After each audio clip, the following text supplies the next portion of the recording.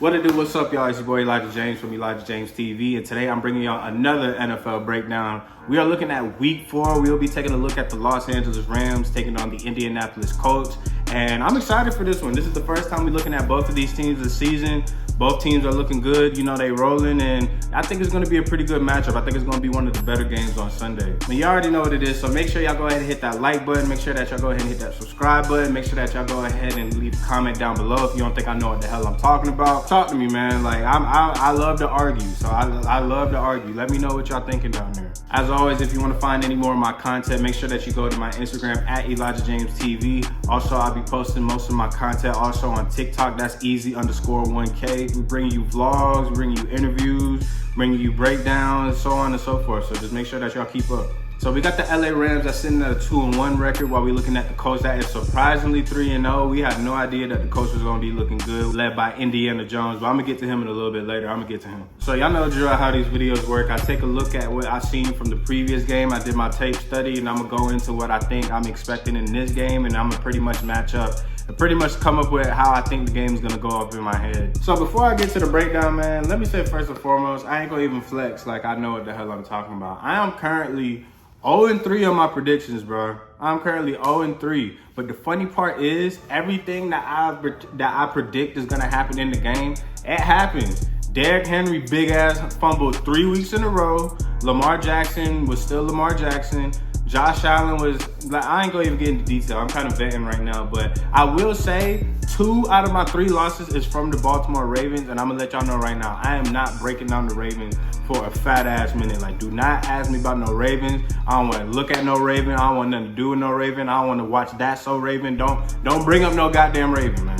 Anyways, that's besides the point. Let's go ahead and get to this breakdown. So first, I want to start with the LA Rams, and let's look at the defensive side of the ball. I've been liking a lot of what I've seen from this Rams defense. I think they got one of the top 5 D lines in the league right now. They're led by Jared Verse. They're led by Byron Young. They're led by Poona Ford. They got Davis also on the line. They got some dogs on that front line, and they get after it too. Like, they was causing all types of hell for Jalen Hurts in that Eagles game, and they was definitely causing hell for C.J. Stroud in that Texans game, because C.J. Stroud has absolutely no O-line, so he was running for his life. So one thing I don't necessarily think I like from this LA Rams defense was they was sometimes struggling to get off the field on 3rd down against the Texans. I think that was more so because of CJ was he was good at improvising. He was able to scramble out and run for a couple of first downs and so on and so forth. But I didn't like that they couldn't get off the field on 3rd down. And then when it comes to that Eagles game that they honestly should have won,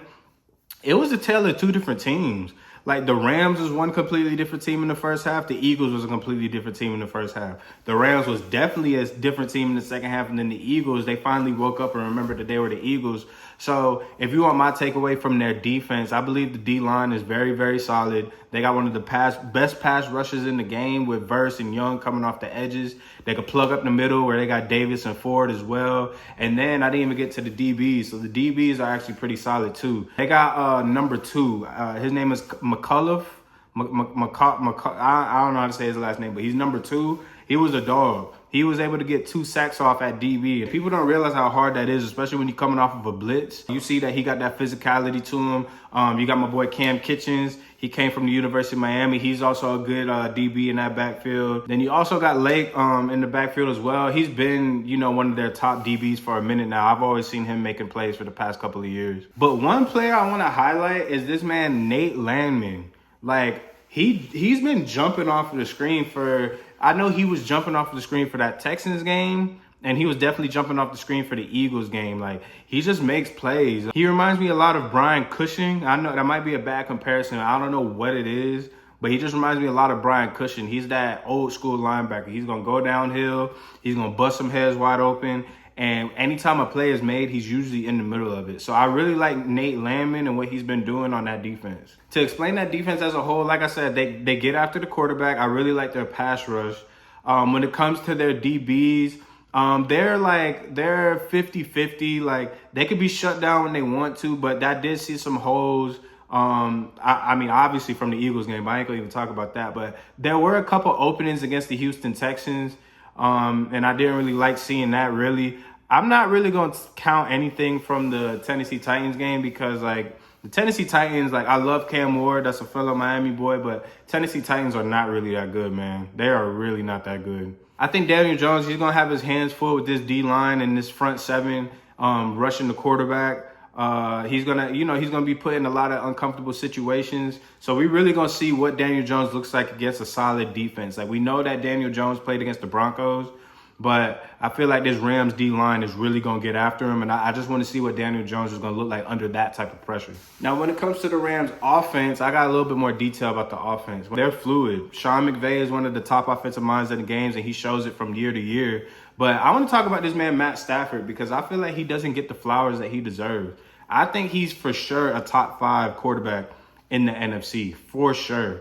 He's always timely. He still has a rocket arm. We see what he did in Detroit. He bought the Rams their first ring, and he's still capitalizing off of that. He got his main weapon, Puka Nacua. Puka Nacua is a top receiver in this game. And one thing I do like about this offense, Sean McVay makes sure that Stafford puts the ball in Puka Nacua's hands to get him going. He's one of those volume receivers where he has to, he'll get him a little 5-yard out, or he'll get him a 3-yard slant. And, he got to get warmed up to really have him start breaking out. But as I said before, Sean McVay makes sure to have the ball in his hands, because that's what you got to do in this league. You got to get the ball in your playmakers' hands so they can go ahead and change the game. But another thing I like about this Rams offense is not just Nacua. They got other options. Tyler Higbee at tight end, who's usually that safety blanket. And, he's a versatile tight end.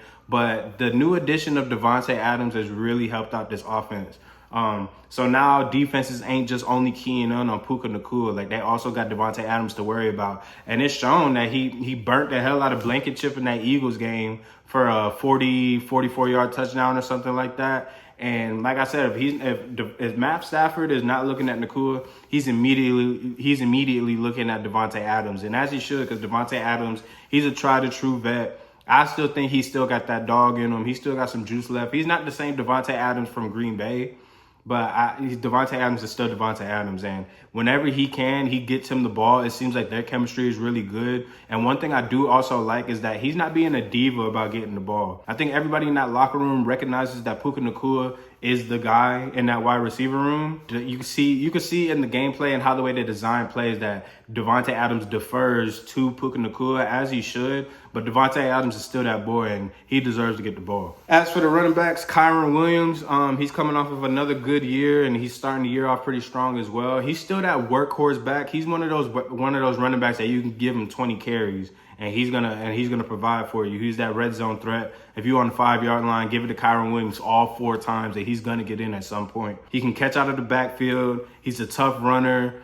He doesn't necessarily put himself in harm's way, but if he needs to truck stick somebody's ass, he definitely will. But a player I do want to highlight is Blake Corum. He's a great backup running back, and that's a lot of things that you're starting to see recently in today's NFL.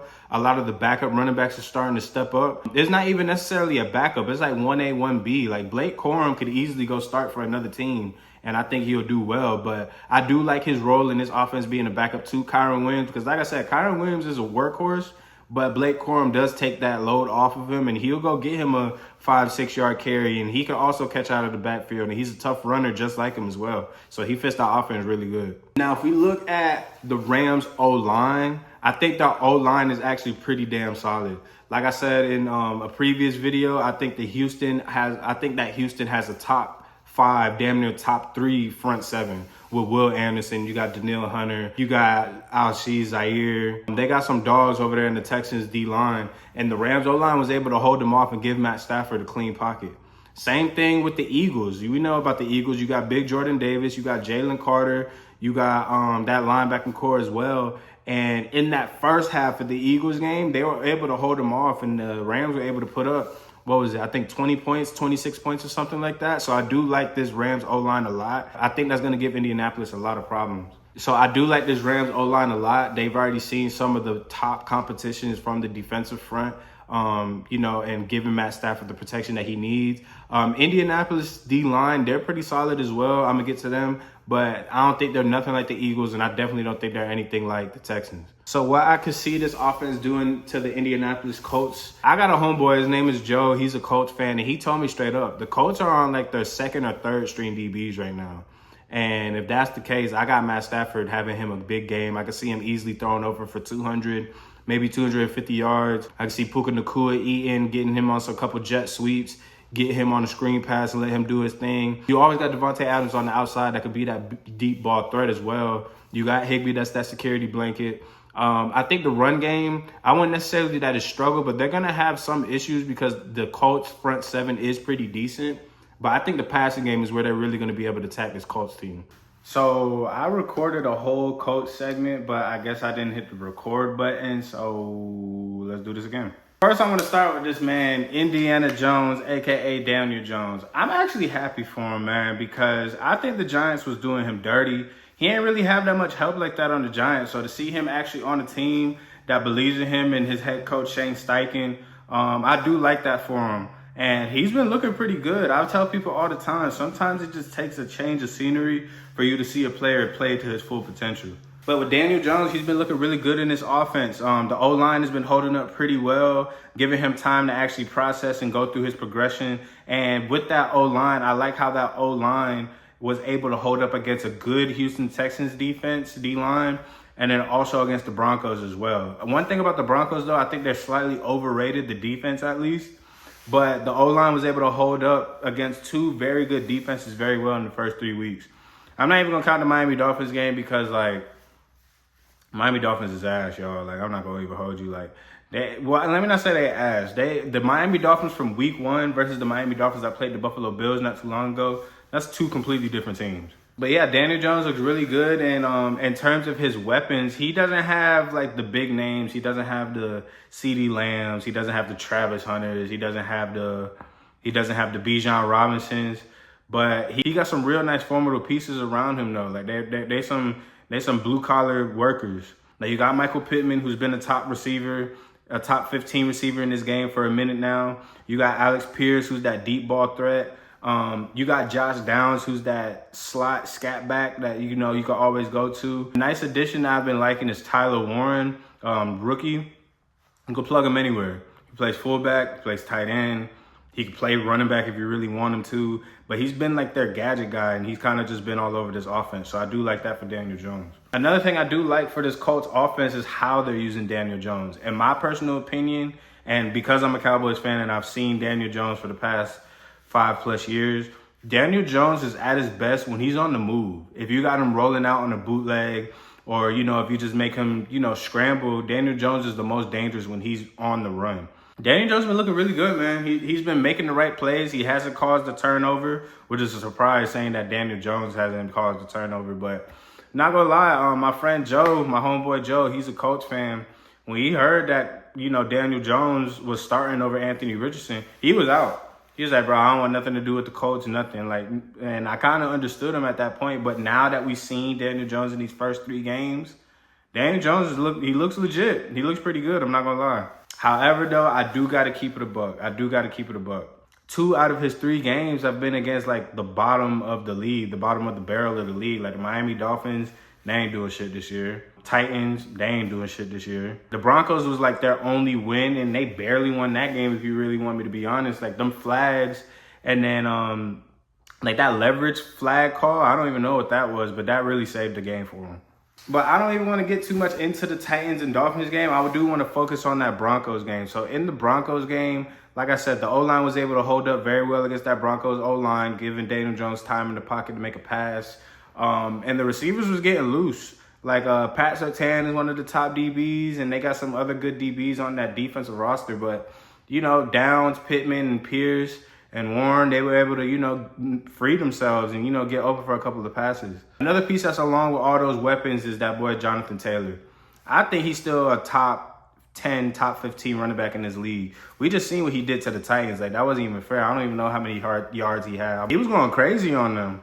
He's a tough running back. He can catch out the backfield. He can outrun you. He could truck you, whatever the case may be. But he's like that all-purpose back. I don't think he'll be the Jonathan Taylor of old, but we do see glimpses and flashes of Jonathan Taylor this season so far, and I like the way he's looking. I just hope he stays healthy. That's the main thing with Jonathan Taylor. Yeah, when it comes to this defense, outside of DeForest Buckner, I really can't name you anybody else on this defense. Hold on. Let me take that back. Cam Bynum. Cam Bynum has been the bright spot in the Colts secondary. He had him a pick and did that dance in the end zone with the mascot and everything. So they do have Cam Bynum to lean on in that secondary, but you're going to need a lot more than just one DB and one lineman. Like I said, they got Buckner. They got Latu that could generate some good pressure as well.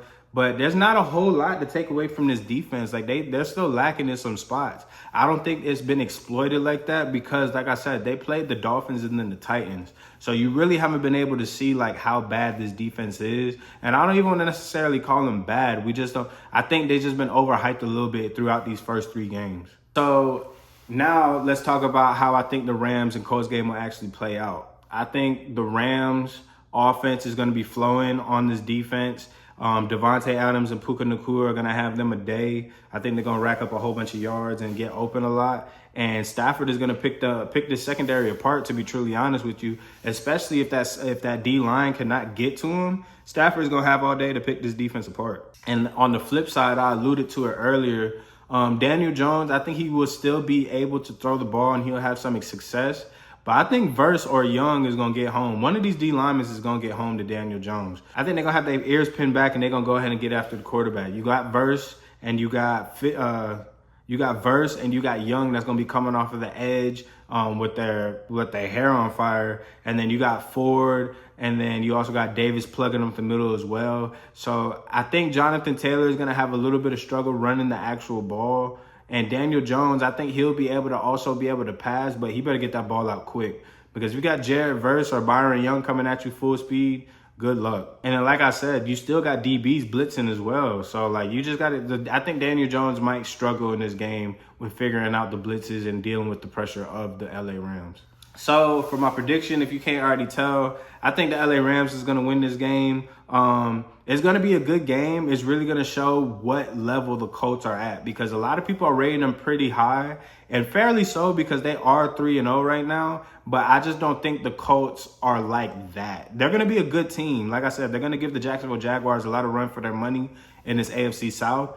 I just don't think they're as good as people are making them out to be. Final score, I'm thinking the final score of this game is going to be like, I think it's going to be like a 27-18, maybe like a 23-13 type of finish, something like that. I don't see a whole lot of points being scored because, like I said, I do think the Rams defense is going to get after Daniel Jones, and I don't know how he's going to deal with that. But yeah, that's it for today's breakdown, real quick and easy. Like I said, I think the Rams win this in comfortable fashion. But I do want to give y'all a heads up, so I'm not going to bring y'all a breakdown next week because I start online school. So I'm going to have my own bye week next week, so just stand by on that. But make sure that y'all follow my Instagram so y'all can vote on the week 6 game. I'm not going to do week 5, so make sure that y'all follow the vote on the week 6 game. Also follow the TikTok at easy_1K. And like I said, man, make sure that y'all like, make sure that y'all subscribe, and make sure that y'all comment. If I don't know a damn thing that I'm talking about, let me know. I'm petty. I like to argue, so just let me know. Talk to me. But yeah, man, we need to get back on the right track. I'm 0-3 on predictions so far, and 2 of them is because of the goddamn Ravens, man. Like, I'm still so mad about that. I'm done with the Ravens. Like, I believe in Lamar, and I like Derrick Henry, but after that damn game, after that previous game, like, I'm out on the Ravens. They should have took care of business against Detroit, and they just completely flopped. That's gonna do it, y'all. Make sure, like I said, make sure that y'all like and subscribe. I appreciate y'all watching. Make sure that y'all go check out that Texans versus Jaguars vlog. That's a good video right now showing the whole process of me going to work and going to the game. And it actually ended up being a good game. And you know, that video is growing. So y'all make sure y'all go tap over there. More content to come. So I appreciate y'all tuning in. Thank you for watching, and I'll see y'all later. Peace.